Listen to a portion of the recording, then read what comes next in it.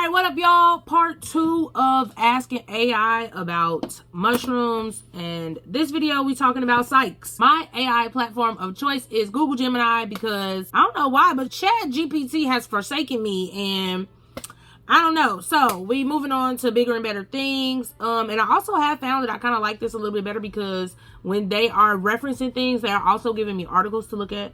They are connecting me through Google Maps if there are places that are referenced. And I can easily share the whole conversation that I've had with Gemini on Twitter, as well as connect it through my Google Maps so that I can also bookmark some of these places that they're telling me about. So, yeah, y'all will be getting videos about the places they recommended. Yeah, because we're doing all the follow-up. I love it here. I love it here. Let's just ask a general question. What are the stigmas around PSYCHEDELIC mushrooms? This is for informational purposes only. For medical advice or diagnoses, consult a professional. Psychedelic mushrooms, also known as magic mushrooms, have a long history of stigma, much of which stems from the war on drugs. In the 1960s and 70s, the use of psychedelics became associated with counterculture movements, leading to government crackdowns and negative media portrayals. Dang, and they inserted an article. Fear of the unknown. Oh, period. Clock at big perianter. Fear of the unknown. The altered states of consciousness induced by psychedelics can be frightening for some, leading to misconceptions about their safety and potential for harm. Religious and moral objections. Some religious and moral beliefs view psychedelic experiences as taboo or sinful. It's important to note that research is ongoing into the potential therapeutic uses of psychedelics, and attitudes toward them are gradually changing in some societies. Period. Okay, and this honestly looks like, let me click on this. Wait a minute, hold on. Okay, so it brings me to gradstudies.musc.edu. Okay, remember when I was telling y'all about doing research and I'm like, no, I need scholarly journals. I need, you know what I'm saying?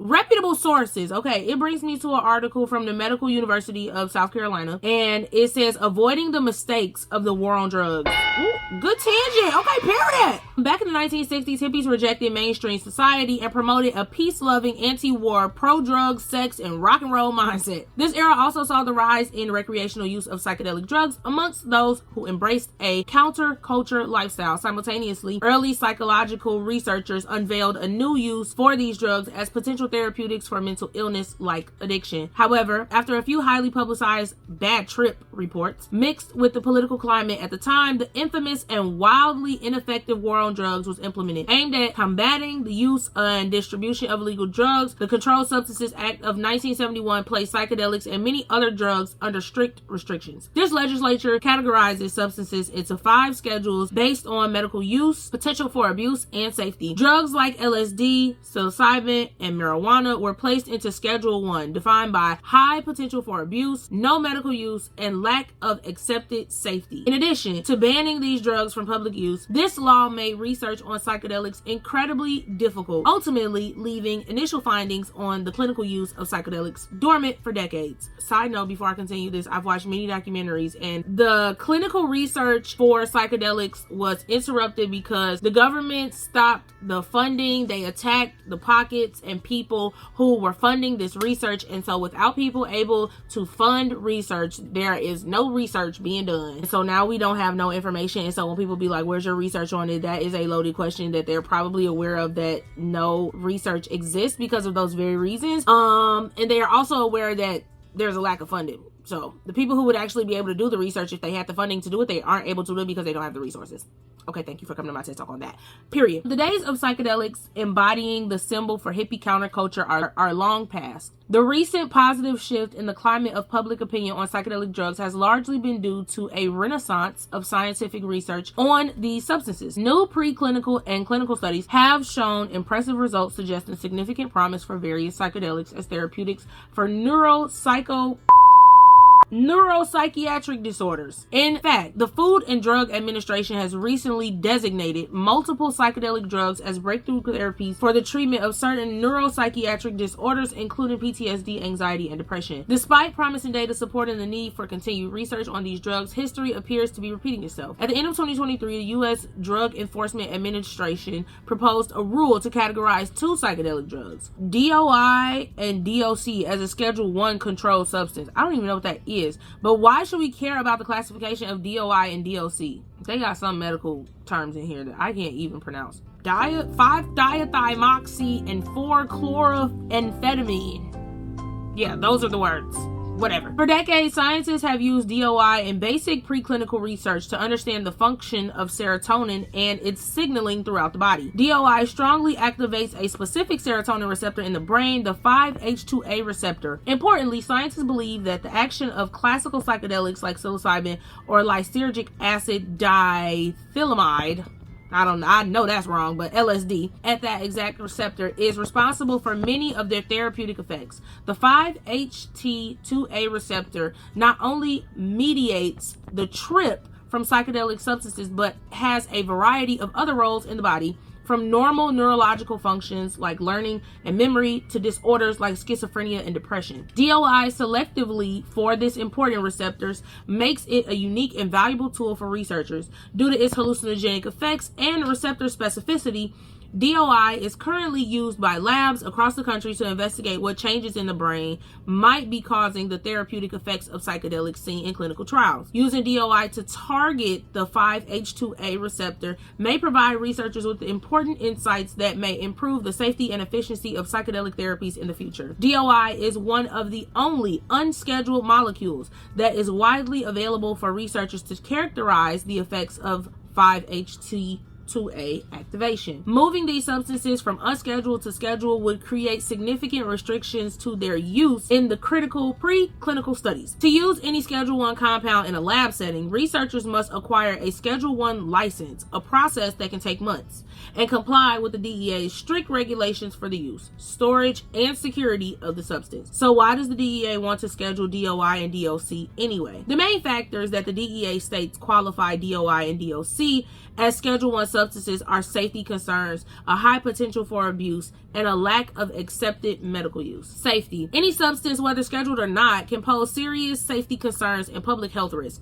For DOC, the DEA refers to global data that indicates a total of 16 intoxication reports between 2008 and 2017, 3 of which have resulted in adverse effects, with 1 leading to death. Further, there are currently no medical reports that adverse effects or deaths due to DOI alone. These statistics may seem surprisingly low. That's because they are.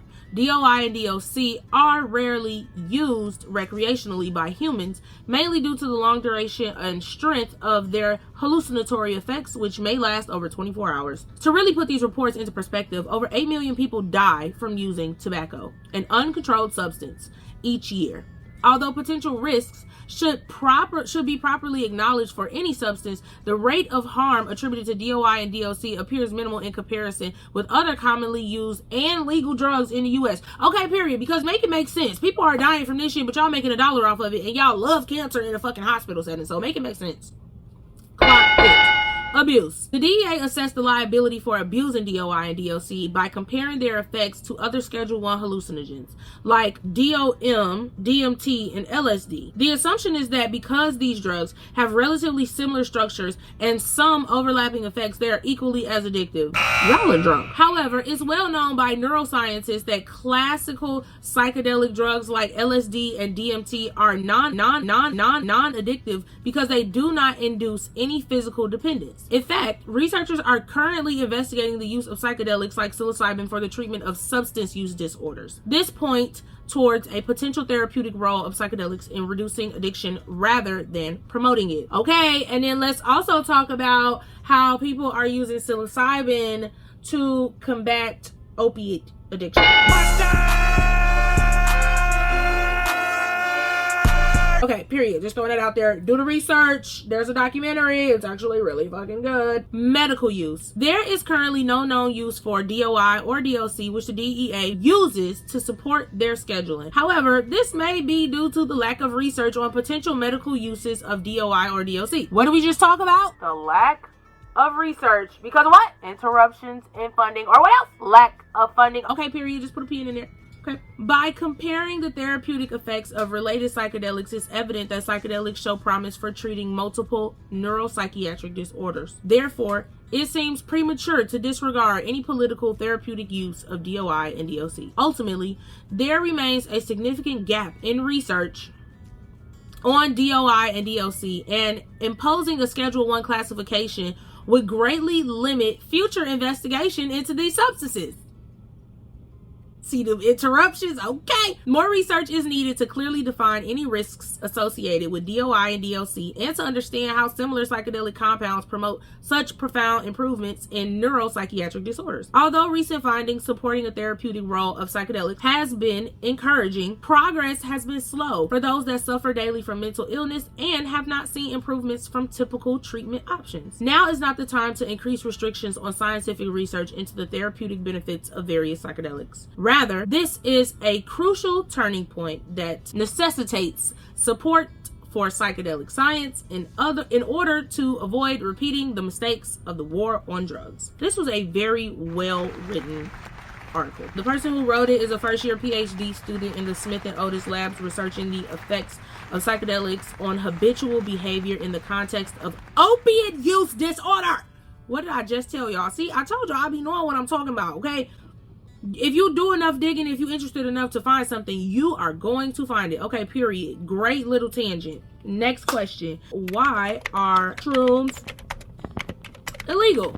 Okay, we got a disclaimer. Psychedelic mushrooms are illegal in most countries, including the United States, due to their psychoactive properties. Here are some of the reasons behind their illegal status. Public safety concerns. The use of psychedelic mushrooms can alter perception and behavior, potentially leading to accidents, impaired judgment, and risky behavior. If you're already crazy, it's only going to amplify that, and people are sick in the head already, so just keep that in the back of your mind as well. Okay, moving on. Potential for abuse.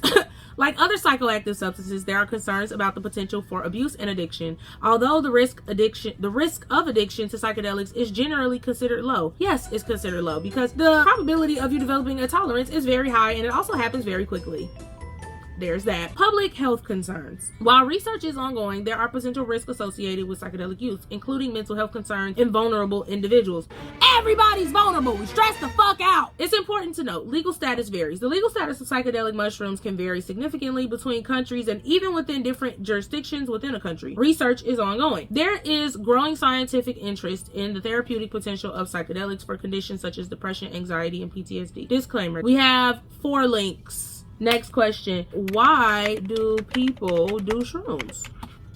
People use psychedelic mushrooms for a variety of reasons, including spiritual and religious experiences. In some cultures, psychedelic mushrooms have been used for centuries in religious and spiritual ceremonies to induce altered states of consciousness and connect with the divine. Therapeutic potential. Mental health. Research is exploring the potential of psychedelics to treat conditions such as depression, anxiety, PTSD, and addiction. End of life care. Some individuals use psychedelics to help them cope with end of life anxiety and explore existential questions. I'm going to give you a brief tangent to this. End of life care is also very specific to cancer patients. Not only accepting that they are terminally ill, but just combing through other things that have impacted them in their life beyond their cancer diagnoses, and preparing for that transition. So what that looks like as well. There have been a few documentaries that I've seen on that.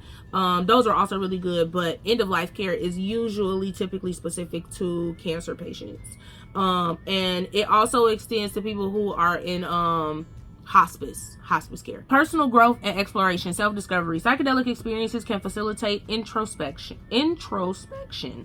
allowing individuals to explore their inner selves and gain new perspectives on life. Creativity. Some artists and musicians report that psychedelic experiences can enhance creativity and generate new ideas. Recreational use. Some people use psychedelic mushrooms simply for recreational purposes to experience altered states of consciousness and enjoy the unique sensations they produce. Okay. It's important to note that psychedelic experiences can be deeply personal and vary greatly from person to person. The use of psychedelics can have both positive and negative effects.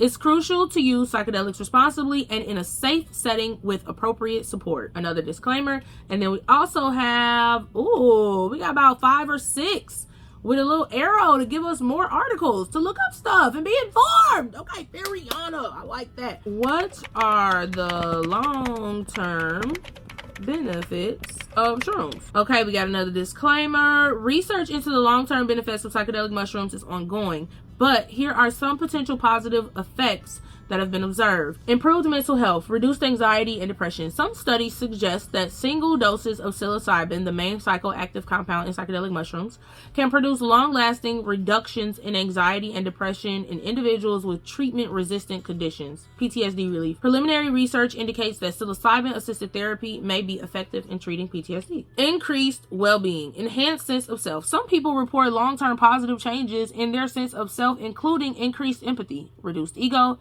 and a greater appreciation for life. Improved relationships. Some individuals report improved relationships with themselves and others following a psychedelic experience. Spiritual growth. Increased sense in interconnectedness. Psychedelic experiences can sometimes lead to profound spiritual experiences, including a sense of interconnectedness with nature and other beings. Important considerations. Long-term effects are still being studied. Research on the long-term effects of psychedelics is relatively new and ongoing. Individual experiences vary greatly. The long-term effects of psychedelics can vary significantly from person to person. Y'all just said the same thing twice. Potential risks. While generally considered safe for healthy individuals in controlled settings, there are potential risks associated with psychedelic use, especially for individuals with certain mental health conditions. Articles. 1, 2, 3, 4, 5 articles. I like that. What are the smoke shops selling? What are the smoke shops actually, let's put that in there, actually selling that's being promoted under the guise, of shrooms? What you got for me? Oh, period. Clock it. Okay, we got a disclaimer. Informational purposes, medical advice, diagnosis, consult a professional, period. Recent reports suggest that some smoke shops are selling products labeled as mushroom edibles or legal psychedelics that may contain Amanita muscaria, a type of mushroom that contains psychoactive compounds but is not psilocybin. It's also poisonous.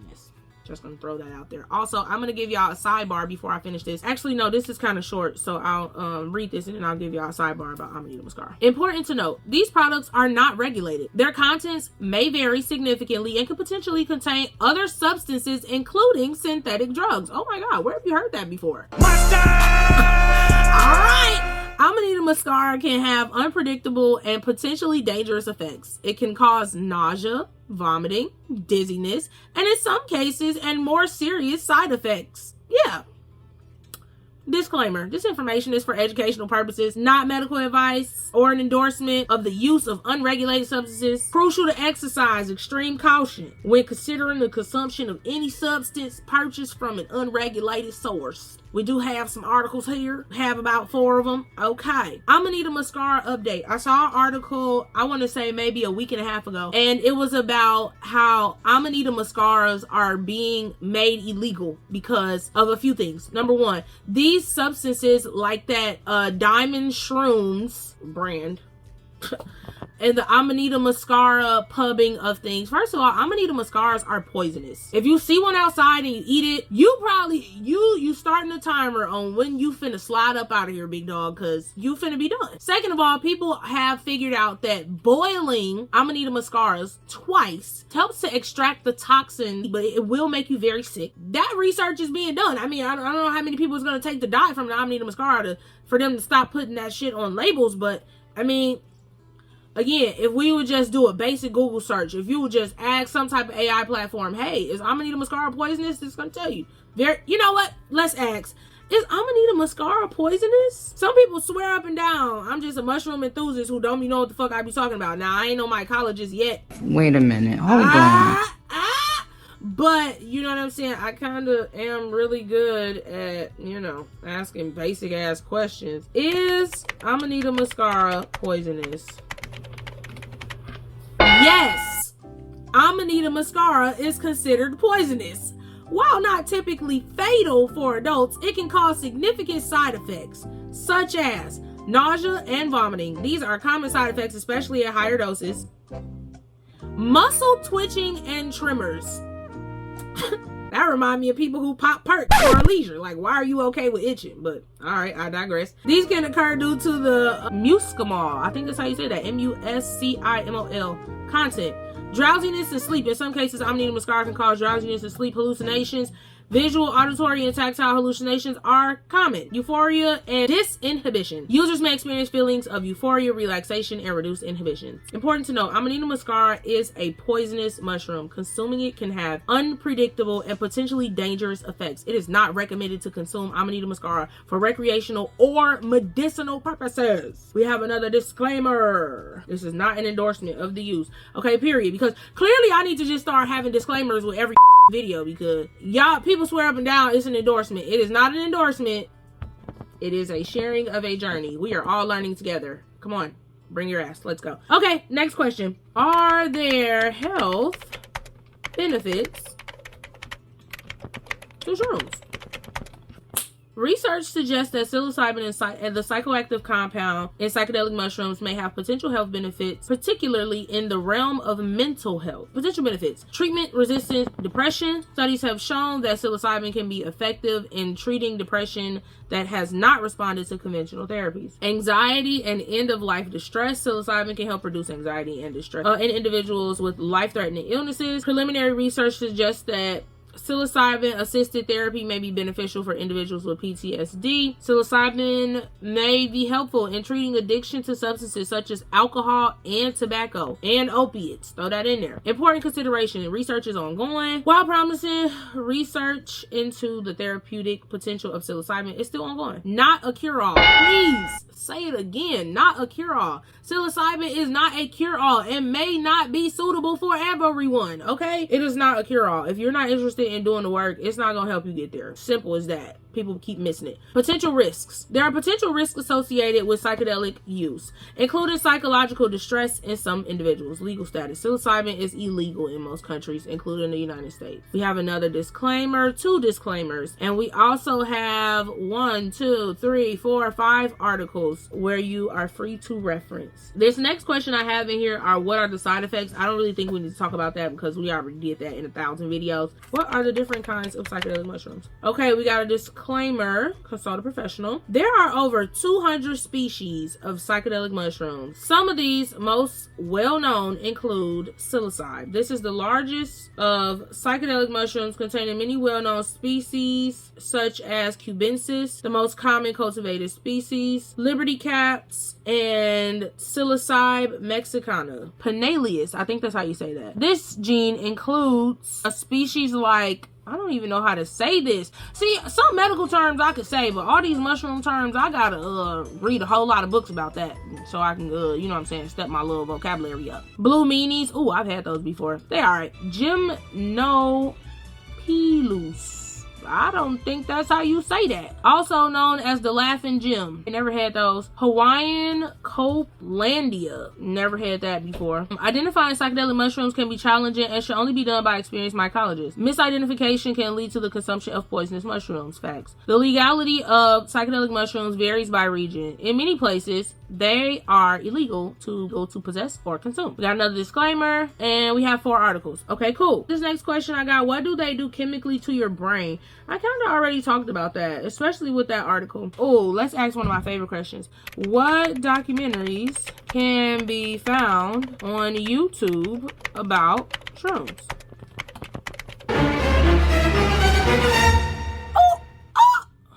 Here are some documentaries about shrooms on YouTube. Let me see if I done seen these before. It gave me, period.